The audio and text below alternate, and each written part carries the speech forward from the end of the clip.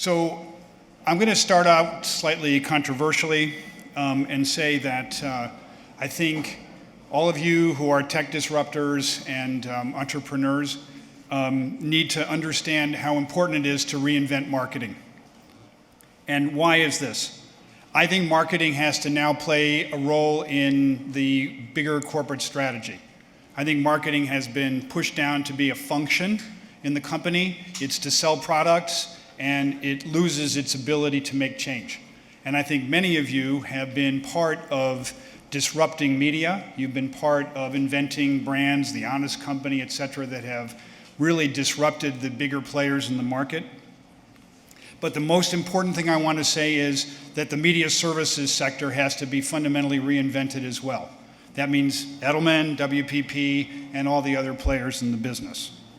So, specifically, I think that brands can no longer buy customer loyalty.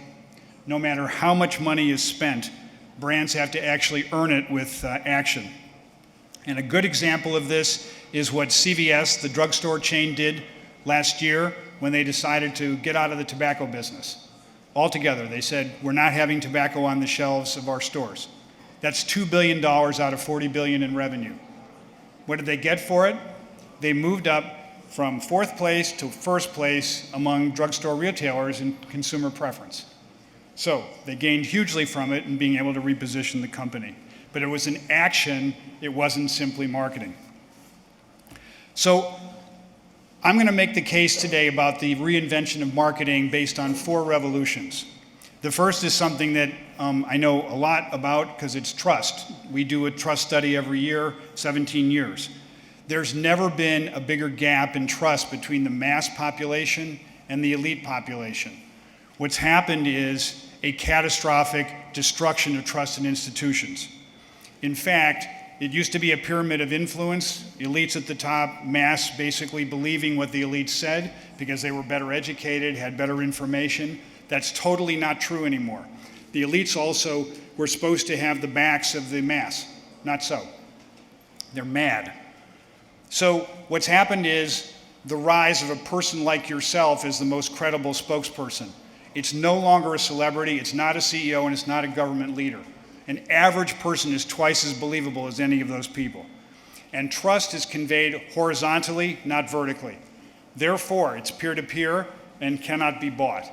Second revolution, the acceleration of innovation, which all you entrepreneurs know very well about, but there's a problem with it, which is that people are afraid of the pace. We've done a study that shows by 2 to 1, people are afraid of the pace of innovation. Why are they worried?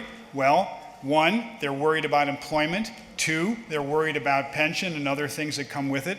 3, they're worried that maybe government can't keep pace with innovation, that it's not regulated sufficiently, that entrepreneurs are running ahead of the ability to actually review what they're doing. And worse than this is really important. They believe that marketers are playing falsely with them, that people who are selling innovation are photoshopping their way to glory. And that's a really scary place to be. You want marketing to be seen as truthful and not as false. Also, people want to be reassured before they're inspired. By 2 to 1, they say, I'm scared, make sure that I understand something before I go and buy it. Revolution number 3, and this has to do with what Rob was talking about. Advertising's in a perfect storm. It's not just that you have ad blocking. Marketers believe that somewhere between 50 and 70% of the clicks are fraudulent. That's a very bad place to be. Where the Association of National Advertisers has an investigation of the advertising sector, that's bad. Clients and agencies at an impasse. Also, you now see that ad-free networks, Netflix, et cetera, they're replacing cable. And so cable networks are declining through cord cutting. Also, an incredibly short attention span. PepsiCo is going to 5-second ads. How much can you convey in 5 seconds? I don't know. Revolution 4, and this is a consequence partly of ad blocking and decline of pricing of advertising through computer buying of ads. is the mainstream media is imploding. Local newspapers are in free fall. 50,000 reporters 7 years ago in newsrooms, 30,000 today. 50, 30, on its way to maybe less. And you now see that the mass population is search, social, and opinion television. Newspapers and magazines, way down. Mass population has changed the economics of the mass media business. Okay, so what to do in the face of these four revolutions? I believe that the marketing services sector has to be renamed and repurposed. It has to be about communications marketing, not marketing communications. It's a simple flip of the words, but it's an important and significant change. What's the difference? It's corporate reputation and brand marketing. It fundamentally serves the chief executive first and the CMO and the CCO, Chief Communications Officer. It is selling products based on substance and change, not function and image. It's a long-term relationship with consumers, not short-term sales. And it's premised on transparency. A good example of communications marketing is United Airlines. The CEO comes into a very hard situation. It's just about the 5th anniversary of United's merger with Continental, which has been very hard. There's a lot of labor strife, massive consumer upset with bad service on the airline. He comes in, 1 month after coming in, he does a full-page ad, personal note to all customers, employees, and says, good idea, bad execution. I am changing the nature of the relationship with the employees. I'm not going to try and screw you down on wages. Our goal is to have a better product. We're only going to have a better product if we have good relations with the labor and if we serve our customers. Pretty honest, pretty direct. Did that, did interviews, went around, saw the employees, and has changed the nature of how people at the airline look at him and the management. So when he goes to a hub, he's mobbed by flight attendants wanting to do selfies with him. And on time and baggage, et cetera, are all rising. That's substance. That is not just image making. So Rob's somewhat indicated what the game plan for ad agencies is going to be. Ad agencies, as part of this process, are serving up ads based on search and based on search history, location. It's addressable advertising leading to less zapping of the ads. Audience, relevance, context, all those things. Ladies and gentlemen, I assert that paid is not enough.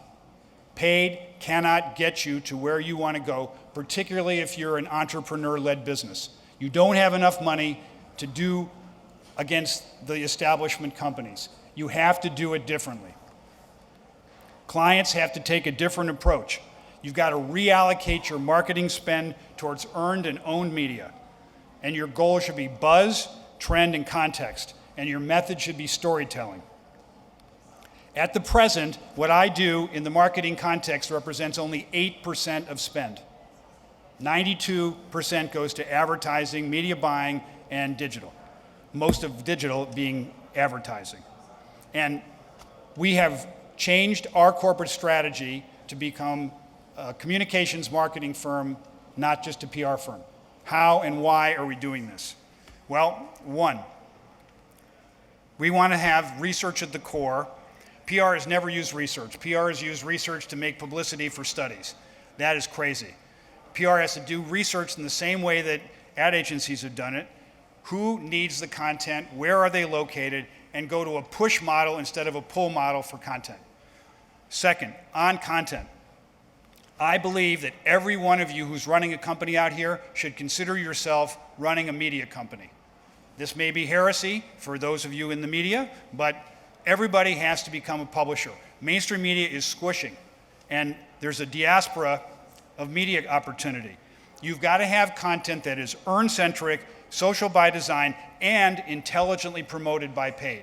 Paid goes to the end of the line promoting good content. It's basically collaborative journalism, however you want to describe it. Creative. Creative should aim to have ideas that start movements and change your position in the marketplace. It shouldn't just be clever. It should have substance at the core. A good example of this is a campaign we've worked on very closely with an ad agency called Heineken Drink Slow, Dance More. What's at the core of the program? Responsible drinking. But also, if you're going to drink less, arguably, you can buy higher quality beer. Think about that. Smarter. Buy 3 instead of 6, better quality. Also, build communities. This is fairly straightforward. I'm preaching to people who do this all the time. But peer-to-peer is the key to purchase. In the purchase funnel, awareness, preference, purchase, recommendation, the last 2 are premised on community. They're premised on peer-to-peer. They are not function of advertising. Advertising gets awareness. You want to put people over the goal line, you've got to get peer-to-peer endorsement. Good example of this, Samsung Mobile, South by Southwest, they were having some customer complaints about battery life. We organized a bunch of bike riding kids who brought batteries to people who tweeted out, and they were so happy, and they said, oh, Samsung's awesome, blah, blah. Okay, turn a problem into a positive. Purpose, here's something else that you guys can grab onto. There's a 6th P in marketing. Dove Campaign for Real Beauty is a good one everybody knows about. But 80% of people expect companies to make profit and improve society. This is a big change in the world. So, in short, key points for action for this audience. 1, you can get attention, but you cannot get persuasion through bought media. 2nd, you should reverse the order of battle. You should have earned and owned first, advertising for a support mechanism. And 3rd, you've got to have whoever's running the company care deeply about what happens on the marketing side. It is a CEO-driven exercise. It is not something that is exiled down to, that thing down the hall that just makes money. Both agency side and client side have to change in the coming years. Agencies have to get themselves back into the C-suite. What's happened to the agencies is we've mostly been pushed down in function. There used to be close relationships between agency heads and top executives. Not so anymore. Not so. It's so with entrepreneurs. It's not so with big companies. That's got to change. It is not the purview of the management consultancies to provide the brains behind marketing campaigns. And nor is it the purview of technology solutions firms. Has to be WPP, ourselves, others.